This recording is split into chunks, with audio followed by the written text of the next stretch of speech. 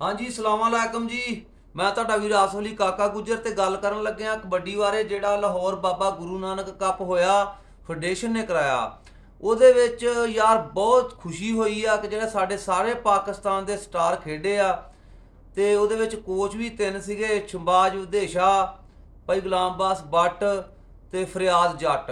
ਤੇ ਸਾਰੇ ਮੁੰਡੇ ਖੁਸ਼ੀ ਨਾਲ ਖੇਡੇ ਆ, ਸੁਲ੍ਹਾ ਨਾਲ ਖੇਡੇ ਆ। ਬਹੁਤ ਬਹੁਤ ਖੁਸ਼ੀ ਆ। ਕਬੱਡੀ ਨੂੰ ਯਾਰ ਇਦਾਂ ਹੀ ਹੋਣਾ ਚਾਹੀਦਾ ਕਿ ਜਿਹੜੇ ਆਪਣੇ ਪਾਕਿਸਤਾਨ 'ਚ ਹੋਰ ਵੀ ਕੱਪ ਹੁੰਦੇ ਆ ਨਾ, ਉੱਥੇ ਸਾਰੇ ਮੁੰਡੇ ਖੇਡਣੇ ਚਾਹੀਦੇ, ਸਾਰੇ ਕਲੱਬ ਖੇਡਣ। ਬਹੁਤ ਖੁਸ਼ੀ ਹੋਈ ਆ ਜੀ। ਪਾਕਿਸਤਾਨ ਜਿੰਦਾਬਾਦ, ਕਬੱਡੀ ਜਿੰਦਾਬਾਦ।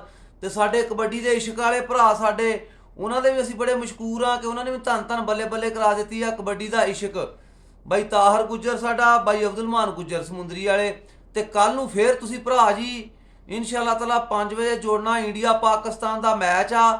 ਜਿਹੜੇ ਭਰਾ ਇੱਥੇ ਨਹੀਂ ਪਹੁੰਚ ਸਕਦੇ ਉਹ ਲਾਈਵ ਜੋੜਨ ਕਬੱਡੀ ਦੇ ਇਸ਼ਕ ਤੇ ਭਰਾ ਜੀ। ਕੱਲ ਨੂੰ ਫੇਰ ਇਸੇ ਟਾਈਮ 5 ਵਜੇ ਮੈਚ ਸ਼ੁਰੂ ਹੋ ਜਾਊਗਾ ਇੰਡੀਆ ਪਾਕਿਸਤਾਨ ਦਾ। ਤੇ ਬਹੁਤ ਹੀ ਖੁਸ਼ੀ ਹੋਈ ਆ ਭਾਈ, ਪਾਕਿਸਤਾਨ ਸਾਰੇ ਨੂੰ ਮੁਬਾਰਕ ਜਿਹੜਾ ਮੁੰਡਿਆਂ ਦੀ ਸੁਲਾਹ ਹੋਈ ਆ, ਕੋਚਾਂ ਦੀ ਸੁਲਾਹ ਹੋਈ ਆ।